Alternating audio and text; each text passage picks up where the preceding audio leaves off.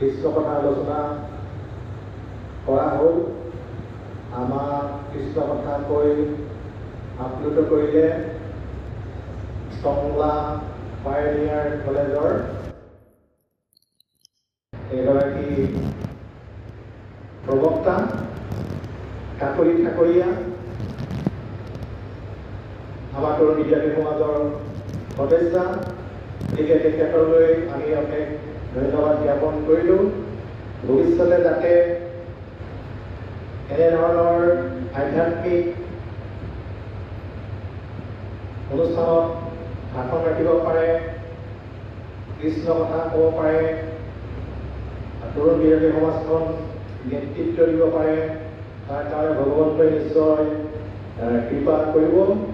তাৰ কাৰণে চৰ্চা অব্যাহত ৰাখিব লাগিব। আৰু শ্ৰদ্ধাৰ বা বান্ধৱ আই মাতৃসকল, আমিও দুই এষাৰ কম বুলি ভাবিছোঁ। যিহেতু ইয়াত সভাখন অনুষ্ঠিত কৰা হ'ল, যে আজিৰ পৰা 577 বছৰ আগতে মহাপুৰুষ গুৰুজনাই আমাৰ মাজত অৱতৰণ কৰিছিলে। তাৰ আগতেনো অসমৰ অৱস্থা কেনেকুৱা আছিল? কৈছে বোলে পূৰ্বকালে ইটো দেশে নাছিল ভকতি, নানা দেৱ পূজা মাত্ৰ আচৰে সম্প্ৰতি, নানা দেৱ পূজা কৰে বলিদান, শংখ চাগ মহিষ থাকে অসংখ্য প্ৰমাণ। লোকতল গৈত কুৰিপাপ সাগৰত কৃপাময় কৃষ্ণে চিন্তে বৈকুণ্ঠৰ, ইটো লোক সমস্তকে কৰিতে উদ্ধাৰ, শংকৰ স্বৰূপে গঢ়ি ভৈলা অৱতাৰ। গতিকে স্বয়ং কৃষ্ণই শংকৰ স্বৰূপে আমাৰ মাজত আহি নাম ধৰ্ম প্ৰৱৰ্তন কৰিছিল। দাপৰ যুগত জয়গী নন্দন কৰি কুকুম্বৰ কৰে, কৃষ্ণকে শংকৰ স্বৰূপ ধৰিয়া জগত উদ্ধাৰ কৰে। যিগৰাকী ঈশ্বৰ পুৰুষ কৃষ্ণই দাপৰৰ শেষত কলিৰ আৰ্যত জন্মগ্ৰহণ কৰি এক শৰণ হৰিনাম ধৰ্ম প্ৰৱৰ্তন কৰি গৈছিল। কৃষ্ণ সূত্ৰ ভৈলন্ত উদিত, নাম ধৰ্ম কৰিলা বিদিত। আমি সদায় কীৰ্তন গায়ে থাকোঁ। সত্য যুগে প্ৰথমত ব্ৰহ্মা আদি দেৱজাত, হৰিনাম কৰিলা বহুত, কিনো দয়াময় হৰি নামক দেশত কৰি কলিপাপ কৰিলা লোক। আদি সত্য যুগত কেৱল হৰিনামেই আছিলে। দেৱতাসকলে এদিন কৃষ্ণক কলে যে কোনো লোকেই আমাক পূজা উপাসনা নকৰে, তেওঁলোকে হৰিভক্তি অনুশীলন কৰি বৈকুণ্ঠলৈ গুচি যায়। গতিকে আমাকো এভাগ পূজাৰ, যাতে মানুহে আমাকো পূজা সেৱা কৰে, তাৰ কাৰণে অকণমান সুবিধা দিব লাগে। তেতিয়া কৃষ্ণই কি কৈছিলে যে মহাযোগী শিৱই যদি আগম শাস্ত্ৰ ৰচনা কৰে, তেতিয়াহ'লে সেই আগম শাস্ত্ৰ পঢ়ি লোকসকল মানে হৰিভক্তি পিঠি দি সেই আগম শাস্ত্ৰ মতে চলিব, অৰ্থাৎ দেৱ দেৱীক উপাসনা কৰিব। এই কথাটো কৈছিলে। শিৱই কৈছিল যে তেনে এটা কাম কৰিলে মোৰ অমোচন পাপ হ'ব। তেতিয়া কৃষ্ণই কৈছিলে তুমি তাৰ কাৰণে সহস্ৰ নাম জপ কৰিব লাগিব। সহস্ৰ নাম জপ কৰিলে তুমি এই পাপৰ পৰা নিস্তাৰ পাবা, এই বুলি কৈছিলে। কিন্তু কৃষ্ণই এটা কথা কৈছিলে, কলিৰ শেষত কিন্তু কলিকালত কিন্তু মই পুনৰ তোমাৰ নামেৰে আবিৰ্ভাৱ হৈ নাম ধৰ্ম প্ৰৱৰ্তন কৰিম। সেইকাৰণে আমাৰ গুৰুজনাৰ নাম শংকৰদেৱ। গুৰুজনাৰ নাম কিয় শংকৰদেৱ ৰাখিলে? সেই যে শিৱৰ বা শংকৰৰ নামেৰে ভগৱন্ত কৃষ্ণই আবিৰ্ভাৱ হ'ল, সেইকাৰণে তেওঁ কি কোৱা হ'ল? শংকৰদেৱ। শংকৰ বুলি ক'লে শিৱকহে বুজায়। গতিকে শংকৰদেৱ বুলি ক'লে আমাৰ গুৰুজনাক বুজায়। গতিকে কৃষ্ণই যি নাম ধৰ্ম প্ৰৱৰ্তন কৰি থৈ গৈছিলে, সেই নাম ধৰ্ম সকলো সংস্কৃত শাস্ত্ৰত আবদ্ধ আছিলে। কুলীন ব্ৰাহ্মণসকলেহে সেই সংস্কৃত শাস্ত্ৰ জানিছিল।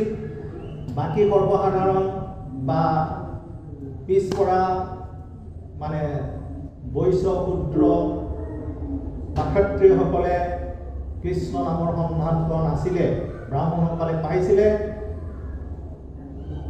সেইকাৰণে মহাপুৰুষ গুৰুজনাই কৰিলে কি সেই সংস্কৃত শাস্ত্ৰসমূহ মন্থন কৰি অসমীয়ালৈ অনুবাদ কৰি আমাক কীৰ্তন দান কৰিলে, কীৰ্তন ঘোষা। আৰু ভাগৱতৰ প্ৰথম স্কন্ধ, দ্বিতীয় স্কন্ধ, দশম স্কন্ধ, একাদশ, দ্বাদশ এইবোৰ ভাঙনি কৰি আমাৰ মাজত কৃষ্ণ ভক্তি প্ৰৱৰ্তন কৰিলে। আৰু প্ৰৱৰ্তন কৰিলে কি এক শৰণ হৰিনাম ধৰ্ম, এক দেও এক সেও এক বিনে নাহি কেও। এইটোৱে হ'ল এক শৰণৰ মূল তত্ত্ব। গতিকে অন্য দিবি দেৱ নকৰিবা সেৱ, প্ৰসাদ সভ্যতাৰ মূৰ্তিকো নচাইবা, গৃহ নপঠিবা, ভক্তি কৰিব বিবিচাৰ। এই কথাটো প্ৰচাৰ কৰি থৈ গ'ল। বোলে বচনে কেৱল ভৰিত শৰণ লয়, চিত্তে দেৱক ভজয়, জানিবা কদাচিত সিদ্ধিটো নলভয়, ভৰি তাৰ সন্তোষ নহয়। এই কথাটো কৈছে যে বহুতেই আমি তোমাৰ চৰণে পুখিলো শৰণে, তোমাৰ চৰণে লৈলো শৰণ, এই বুলি নাম গাই থাকে, দিহানাম ইত্যাদি গাই থাকে। কিন্তু আচলতে তেওঁলোকে শৰণ গ্ৰহণ কৰাই নাই। গতিকে ঈশ্বৰ কৃষ্ণ অন্তৰ্যামী ভগৱন্ত, গতিকে শৰণ উলিয়াকে যিমান নাম ল'লেও ঈশ্বৰ কৃষ্ণ সেইসকলৰ প্ৰতি সন্তুষ্ট নহয় বুলি কৈছে, বা তেওঁলোকৰ নাম গোৱাৰ ফলটো জমা হৈ নাথাকে। গতিকে এক শৰণ গ্ৰহণ কৰি যদি নাম ধৰ্ম অনুমোদন কৰে তেওঁলোকৰ আত্মিক উন্নতি হয়। শ্ৰৱণে কীৰ্তনে বৈকুণ্ঠ যায়, ধৰ্ম অৰ্থ কাম মুখ্য হবে ইয়াতে পায়। শ্ৰৱণ কীৰ্তন কৰি থাকিলে ধৰ্ম অৰ্থ কাম মুখ্য এই চতুৰ্বৰ্গ সাধনা সিদ্ধি হয় আৰু সদৌ শেষত বৈকুণ্ঠলৈ গুচি যায়। কোৱা হৈছে বোলে যাহে ভকতি তাহে মুকতি, ভকতি কৰিলেহে মুকতি হ'ব। বিনে গুৰু চৰণ ভকতি ৰঘুতি মুকতি কব শুনো, সেই কথা কৈছিলে। শৰণ নোলোৱাকে ভক্তি নহয়, যে শৰণ ল'ব লাগে। শৰণ লৈ ভক্তি কৰিলে যাহে ভকতি তাহে মুকতি হ'ব। এতিয়া সময় যথেষ্ট হৈছে। আমাৰ জন্মোৎসৱৰ দুপৰীয়া মানে যি মধ্যাহ্ন আহাৰ আছিলে, সেই আহাৰ যথেষ্ট দেৰি হৈ গৈছে। গতিকে আমি বিশেষ ক'ব খোজা নাই। মাইকটো ইতিমধ্যে গুচি গ'ল। মই মাইকৰ যোগেৰে গাঁওখনত কিছু কথা শুনাম বুলি ভাবিছিলোঁ, কিন্তু দুৰ্ভাগ্যবশতঃ কাৰেণ্ট নগ'ল। গতিকে মই আৰু বিশেষ ক'ব নোখোজোঁ। আজি আমাৰ যি শাখাৰ মহাপুৰুষ শ্ৰীমন্ত শংকৰদেৱৰ আৱিৰ্ভাৱ মহোৎসৱ, এই মহোৎসৱ ভাগি মানে সাফল্যমণ্ডিত হৈছে বুলি মই ভাবি লৈছোঁ।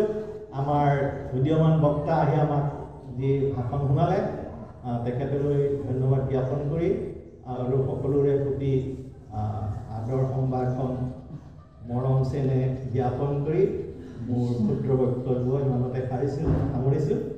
কৃষ্ণ অপৰাধ বিনাশন তজুনামনাৰাজনী নামে ভক্তিৰ শৰণ, অনাগতি নাহিকে মৰণ, অপৰাধ ক্ষমা কৰি তুমি দয়া হৰি মোক ৰক্ষা কৰিছ নাম, মোক ৰক্ষা কৰিছ কৃষ্ণ কৃষ্ণ।